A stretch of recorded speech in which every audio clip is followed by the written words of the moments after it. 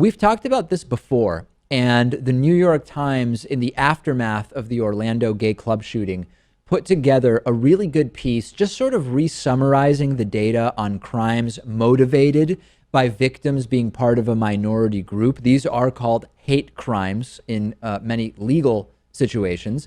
The Orlando mass shooting at a gay club reminded us that in spite of the advances that have been made in terms of LGBT rights in the US, we still do have a situation where a lot of money is raised by the evangelical right based on anti-gay hate. You can be fired for sexual orientation in many, many states of the US. And the New York Times summarized what motivating factor is the most common in these hate crimes. And it remains both Jews and LGBT individuals as the most likely to be victims of hate crimes. This has been the case for more than a decade. Back in 2005, just over a decade ago, it was Jews in first place, so to speak, and just behind that, LGBT individuals. In 2014, it has reversed. It was then first LGBT individuals most likely to be victims of hate crimes, followed by Jews.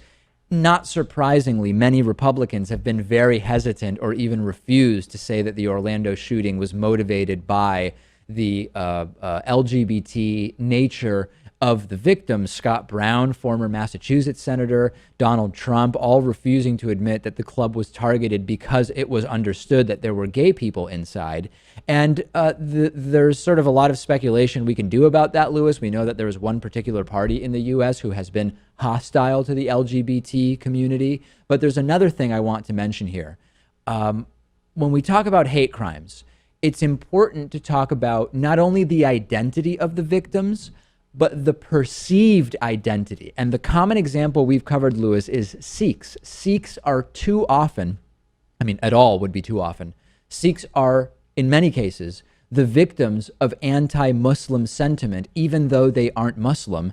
That is a hate crime, right? If they are attacked on the basis of being perceived to be Muslim, it doesn't really matter that they weren't actually Muslim, in the same way that that guy, Glenn Miller, who shot up 2 Jewish community centers in Kansas, the guy we interviewed years ago, he ended up not actually killing any Jews, but the crime was motivated by wanting to kill Jews, and thus it doesn't really matter that by chance he killed Christians.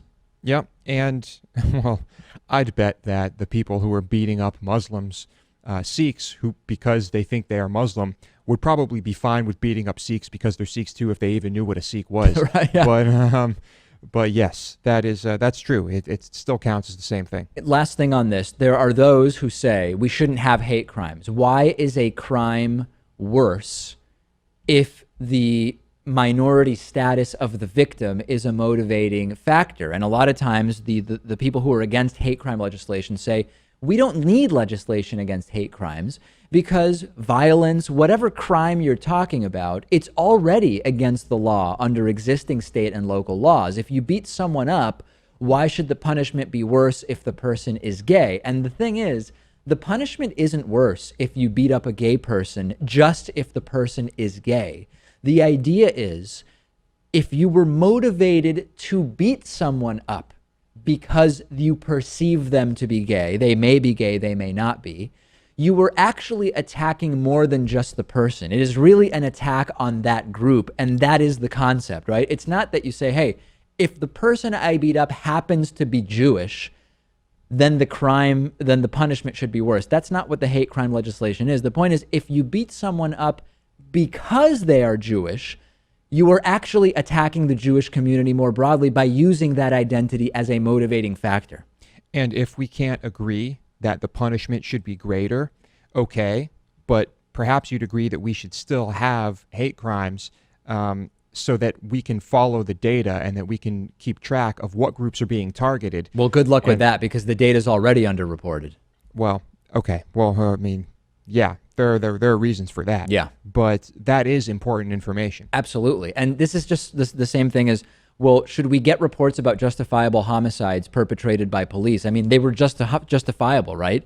No, we should still have that data. We've talked about that, and that's underreported. Hate crimes are underreported, and there's no doubt that it is important data to have. But again, even just having the data, offends some of the people who don't think that we should really care whether sexual orientation is used as a basis for attacks.